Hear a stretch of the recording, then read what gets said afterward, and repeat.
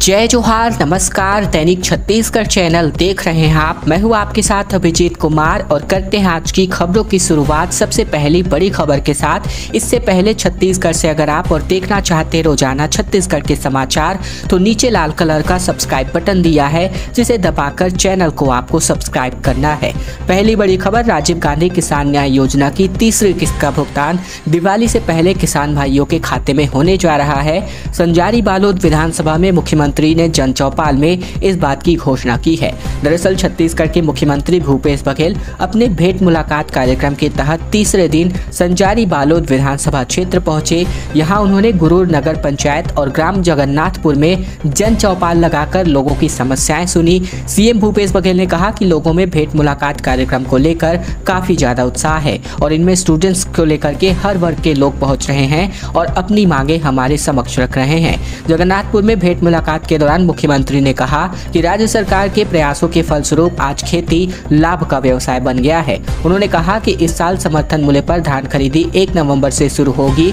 साथ ही साथ सीएम ने कहा कि हमने फैसला किया है कि राजीव गांधी किसान न्याय योजना की तीसरी किस्त का भुगतान दीपावली के पहले 15 अक्टूबर को कर दी जाएगी। सीएम ने कहा कि खेती के साथ ही पशुपालन को भी लाभदायक बनाया जा रहा है। गोधन न्याय योजना के माध्यम से गोबर खरीदी भी की जा रही है। छत्तीसगढ़ में पेट्रोल डीजल के संकट का खतरा मंडराता नजर आ रहा है, क्योंकि पेट्रोलियम ट्रांसपोर्टरों की अब हड़ताल हो चुकी है। रेट विवाद में बीपीसीएल डिपो के पास लगभग 250 से भी अधिक टैंकर खड़े हो चुके हैं। डीजल के दामों में वृद्धि के बाद उभरे परिवहन दर के विवाद में छत्तीसगढ़ पेट्रोलियम ट्रांसपोर्टर हड़ताल पर चले गए हैं। ऐसे में भारतीय पेट्रोलियम कॉर्पोरेशन लिमिटेड यानी कि बीपीसीएल के रेट से विवाद होने जाने के बाद अब ट्रांसपोर्टरों ने अपने तकरीबन 250 टैंकर तेल कंपनी के डिपो के पास लखौली में खड़ा कर दिया है। अभी पेट्रोल पंपों पर स्थिति हाल फिलहाल में सामान्य है, लेकिन 1-2 दिन ही अगर ऐसे हालात रहे तो पेट्रोल पंपों पर अब किल्लत शुरू हो सकती है। हड़ताल में शामिल ट्रांसपोर्टरों का कहना है कि कंपनी प्रत्येक 5 साल पर पेट्रोल परिवहन का टेंडर जारी करती है। 2017 से 2022 के लिए कंपनी ने ₹3.65 प्रति किलोमीटर पर टेंडर दिया था और इस बार अगले 5 साल के लिए टेंडर होना है तो कंपनी ₹2.72 प्रति किलोमीटर इसको दर लेकर आई है। इसी बीच पेट्रोल डीजल के दामों में बेतहाशा वृद्धि हुई है और अगले 5 सालों में इनके कम होने के आसार भी नहीं दिख रहे हैं। आशंका है कि दाम और बढ़ेंगे। ऐसे में अगर ₹2.72 प्रति किलोमीटर की दर से ट्रांसपोर्ट किया गया तो हमारा पूरा कारोबार घाटे में चला जाएगा। इसी वजह से अब विवाद की स्थिति भी नजर आ रही है। डॉक्टर रेणु जोगी ने कहा कि पार्टी को खत्म करने की साजिश पर धर्मजीत को निष्कासित किया गया। जेसीसीजे के विलय को लेकर भी कई बड़ी बात कही गई। दरअसल जेसीसीजे विधायक धर्मजीत सिंह को पार्टी से निष्कासित करने के बाद प्रदेश में अब सियासी हलचल तेज हो गई है। जनता कांग्रेस छत्तीसगढ़ यानी कि जे की प्रेस वार्ता में पार्टी प्रमुख डॉक्टर रेणु जोगी ने कहा कि यह मेरा राजनीतिक जीवन का दुखद फल है। पार्टी को खत्म करने की साजिश पर मुझे अपने छोटे भाई धर्मजीत सिंह को निष्कासित करना पड़ा। भाजपा पूरे देश भर में ऑपरेशन लोटस चला रही है। इसका उदाहरण महाराष्ट्र में देखने को मिला। इसी तरह का ही असर अब हम छत्तीसगढ़ में देख रहे थे। रेणु जोगी ने कहा कि हमारी पार्टी को नुकसान पहुंचाने की कोशिश की गई। हमें पुख्ता जानकारी मिली थी कि हमारी पार्टी को खत्म करने की साजिश की गई थी। इसकी पटकथा दिल्ली में लिखी गई थी। हमारे 2 विधायकों ने केंद्रीय गृह मंत्री अमित शाह के कार्यक्रम में शिरकत की। इस दौरान दिल्ली में मैंने अस्पताल में भर्ती थी तो मुझे देखने के लिए नहीं आए, जबकि धर्मजीत सिंह मुंबई में भर्ती थे तो उन्हें देखने के लिए अमित जोगी गया था। डौंडी लोहारा वासियों को 159 करोड़ की सौगात मिल चुकी है, जिसमें 122 कार्यों का लोकार्पण और भूमि पूजन शामिल है। छात्रावास से लेकर के उप स्वास्थ्य केंद्र का सड़क निर्माण तक को इसमें शामिल किया गया है।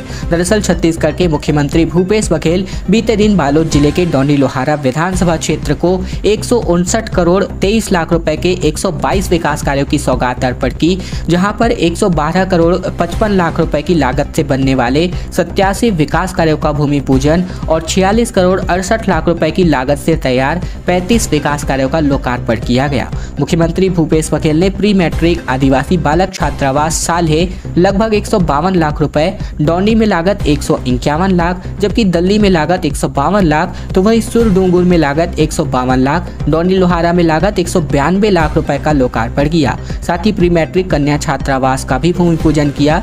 इसी तरह प्रधानमंत्री ग्राम सड़क योजना अंतर्गत कुसुमकसा से पंडेल सिंगवाही सड़क निर्माण 15 किलोमीटर का लोकार्पण भी किया गया। और अब बात आरक्षण रिवर्स होने से माहौल गर्मा चुका है। हाई कोर्ट के फैसले के खिलाफ अब सुप्रीम कोर्ट में जाएगी राज्य सरकार। आदिवासी समाज भी अपील की तैयारी में नजर आ रही है। दरअसल छत्तीसगढ़ हाई कोर्ट ने आरक्षण को लेकर के बड़ा फैसला दे दिया है और इसी के चलते राज्य के लोक सेवा आरक्षण अधिनियम को रद्द कर दिया गया है। इसकी वजह से अनुसूचित जनजाति का आरक्षण 32% से घटकर 20% पर आ चुका है, तो वहीं अनुसूचित जाति का आरक्षण 13% से बढ़कर 16% पर और अन्य पिछड़ा वर्ग का आरक्षण 14% पर जा पहुंचा है। इसके सामाजिक और राजनीतिक प्रभाव की वजह से प्रदेश का राजनीतिक माहौल गर्मा चुका है। इधर राज्य सरकार ने इस फैसले को सर्वोच्च न्यायालय यानी कि सुप्रीम कोर्ट में चुनौती देने का निर्णय किया है। वहीं सर्व आदिवासी समाज भी अपील दाखिल करने की तैयारी कर रहा है। अधिकारियों के मुताबिक राज्य सरकार ने इस फैसले से असहमति देते हुए यह निर्णय लिया था कि इस मामले को सर्वोच्च न्यायालय के समक्ष अपील के माध्यम से प्रस्तुत किया जाएगा। राज्य सरकार का यह मानना है कि वर्ष 2012 में तत्कालीन सरकार ने इस मामले में समुचित रूप से तथ्य पेश नहीं किए थे। इसके बाद भी छत्तीसगढ़ में अनुसूचित जाति, अनुसूचित जनजाति के आरक्षण प्रतिशत को देखते हुए राज्य सरकार इस फैसले से पूरी तरीके से असहमत है। राज्य सरकार का यह मानना है कि इस निर्णय की वजह से राज्य के आरक्षित वर्ग में समुचित विकास का मार्ग रुक जाएगा।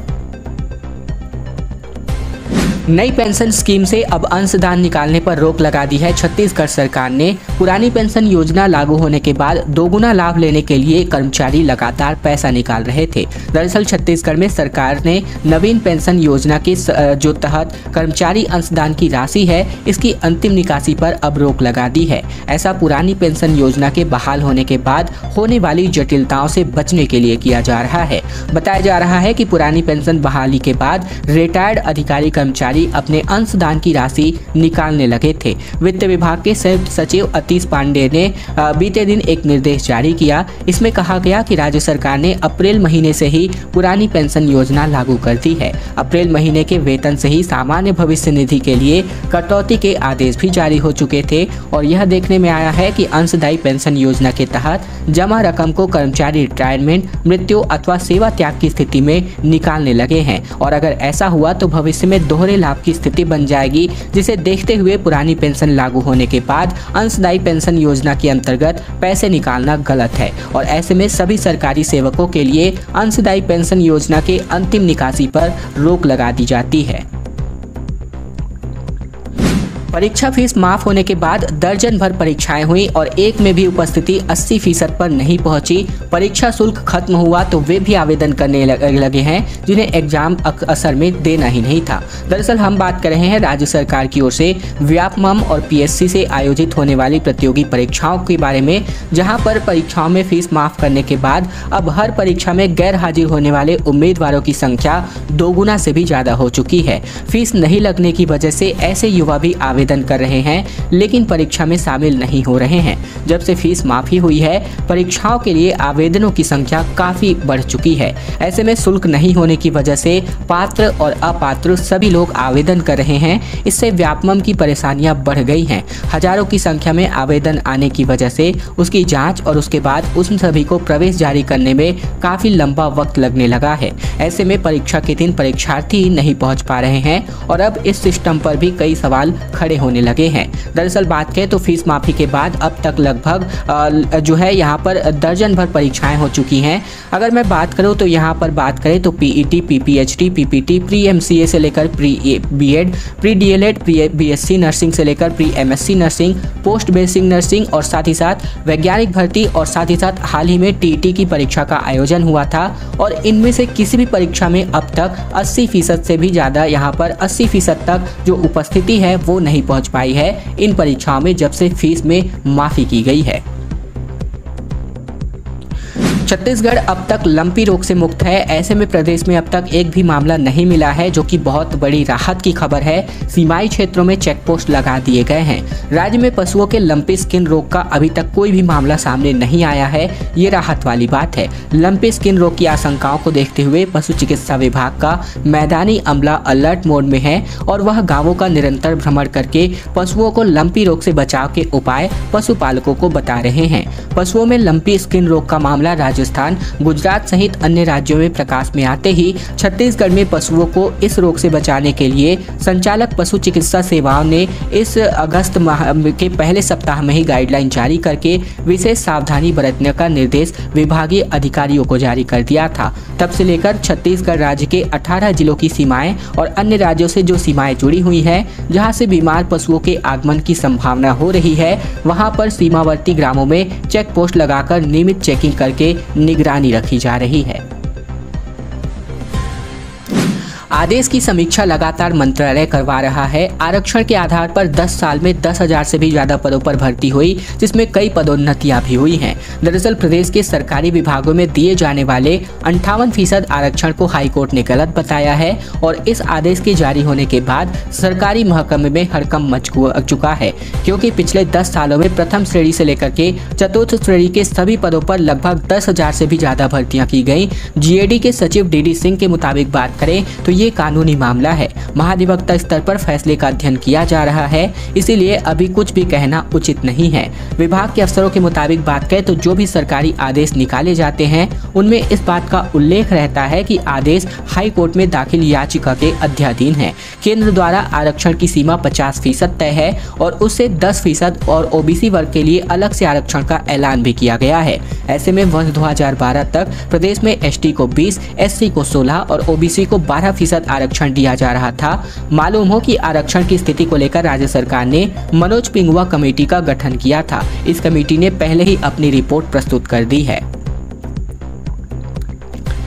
दिग्गज आदिवासी नेता ने कहा कि अब बस्तर को अलग छत्तीसगढ़ से करने की मांग जोर पकड़ सकती है। दरअसल पूर्व केंद्रीय मंत्री और आदिवासी समाज के नेता अरविंद नेताम एक बार फिर से सरकार पर निशाना साधते हुए इनका कहना है कि बस्तर के हालात चिंताजनक है। रावघाट में पत्रकारों और सामाजिक कार्यकर्ताओं से दुर्व्यवहार के मामले में उन्होंने कार्यवाही की मांग की है। उन्होंने कहा कि बस्तर संभाग के विभिन्न क्षेत्रों में आंदोलन, धरना रैलियां हो रहे हैं और इन्हें दबाने की कोशिश लगातार की जा रही है। उन्होंने दोनों पार्टियों पर आदिवासी हितों की अनदेखी करने का आरोप लगाया।